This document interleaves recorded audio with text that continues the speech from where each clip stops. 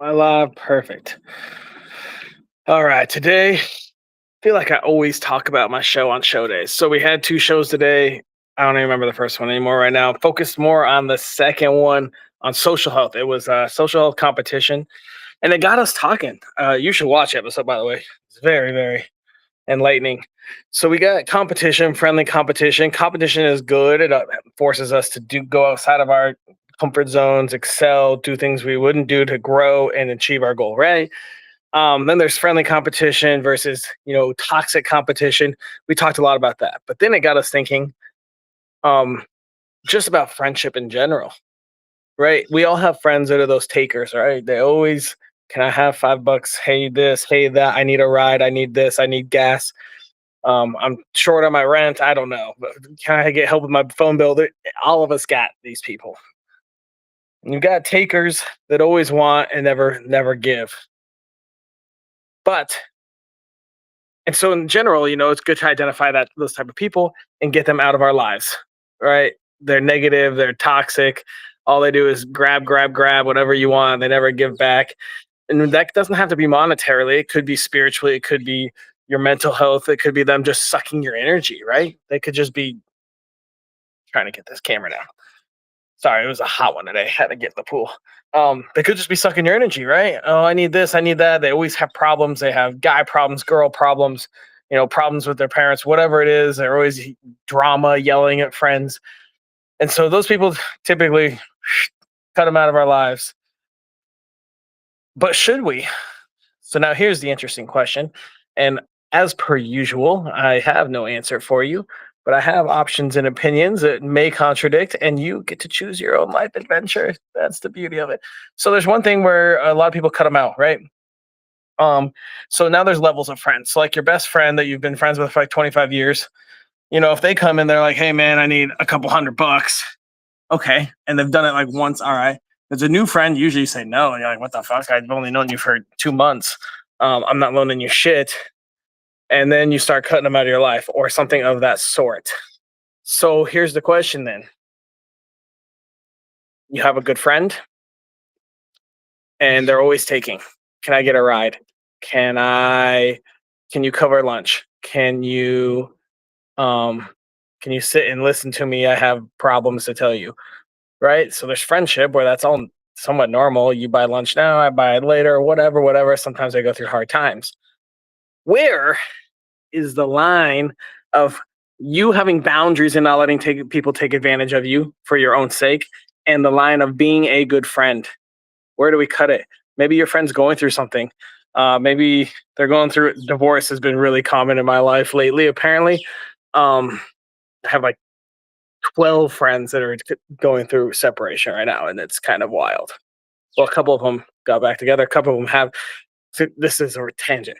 Let's say they're going through something. Let's say cancer, family member died, friend died, whatever it is. So they need a little extra help. Fuck yeah, great. All right, be a good friend, right? You give them a little more time. Maybe you cook them dinner or dinners. Maybe you take them out, help them forget about it. Maybe you do lend an ear and you sit and talk. And you know, you may not be a therapist, but at least you can hear their thoughts and this and that, which is basically all a freaking therapist does, anyways. But at what point, you know, and the hard part is every person's different. So if you're, two of your close friends say one of their mothers die, one might be over it in a month. They can push their grief, process their emotions. I guess you're not really ever over it. Poor choice of words. Really poor choice of words. But let's say that at least you've moved on. For a month you're kind of reclusive, a little depressed, sad. Your mother just died. Man, that's gonna. Why are we talking about that? That puts me in a sad mood right now. I miss my mom, man. I hope that's at least another decade or two. But the other friend takes longer. So what, is one a bad friend because they need more assistance and more help during this time? Maybe they take 3 months of being depressed where they don't cook and they just eat junk food and they don't go out and they just sit at home. Maybe they drink themselves or smoke or do whatever drugs they so choose. Um, and so how do we choose which one? It's like an impossible question. Which one's a better friend? Which one is a taker? Where do you set your boundaries? And it's freaking impossible. And you're, oh no, and you're gonna have to take it case by case. And that's a tough thing. We talked about it a lot. Oh man, we had three awesome guests. By the way, if you're in need of social health, this was a great episode. Social health competition turned into basically just like general life advice for relationships. It was fantastic. Um, yeah, one of our guests, Emmanuel, a lot of people. So we had a lot of awesome guests, but Emmanuel actually offered I might be going to stay with him. He cures cancer with his voice. He's a Native American that cures cancer with his voice. Fascinating. Very insightful guy. Doesn't own a TV, reads 30 books a week. Woo, that's an interesting character that I definitely right up my alley. He's awesome. I've met him a few times. Let's get back to the point. Where does having boundaries and helping a friend intersect? And how do we find that? And I think I'm going to do a whole show on it because we've done shows on boundaries and we've done shows on being a good friend. But how do you justify it? I mean, you can really justify anything. You know, if someone has cancer, you can be like, "Hey, here's my house, my car, and my life, and now I'll live on the streets." And you could justify that just fine. And you could also be the friend that's like, "Hey, I mean, if you're not helping your friend with cancer, that's a little messed up. But maybe they had cancer for 6 months, cured their cancer, and then 10 years later, they're still like, yo, I had cancer. Remember, you got to help me out. And at that point, you could be like, this is a boundary. I can't just let you have 10 years, 9.5 years cured of you just paying your rent or buying you this or that. So, it's almost like as the mathematical economics major in me is I want to I want to make this data and numericize it and come up with a spreadsheet. That's so messed up, but that's exactly who I am. A little spreadsheet, you put in their name, you put in their level of friendship, and then you put in how severe the issue is. Do they have stage 4 cancer? This is so messed up the more I talk about it, but also the more I want to go see if I can create something like that. And then all right, your stage 3 friend, you had stage 1 cancer, you get extra help for 8 months, and then it's back to normal. I don't know. I don't know. And that's something that we talked about. And obviously, there is no answer.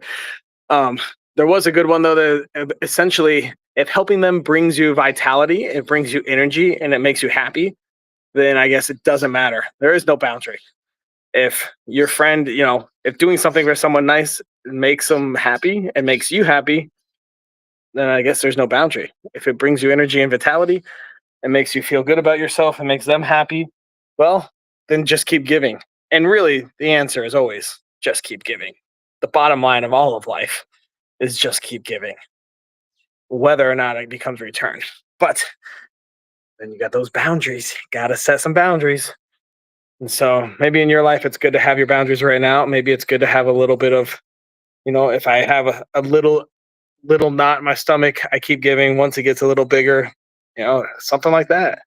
It's a tough question, but it happens all the time. I mean, there's takers that live in this world all the time. I know people on this island. They're like, nobody will hire them because they've already gotten pay advances and then just quit or just don't show up, whatever. Or they borrow money from friends left and right, and now they have no friends because they've burned all the bridges. I know at least 10 people on this island that if I thought about it for 10 minutes, I could find there. At Denver, I know probably 500 more people that just take, bounce around to the next friend. Fuck, my brother's a tick. All he does is just live on people's couches until they finally kick him out. He just takes anything and everything. But yeah, it's a wild concept, that's for sure. Anyways, good luck to you out there. Hopefully, helps your social health a little bit. Makes you think and be more aware of who in your life might be taken and who honestly might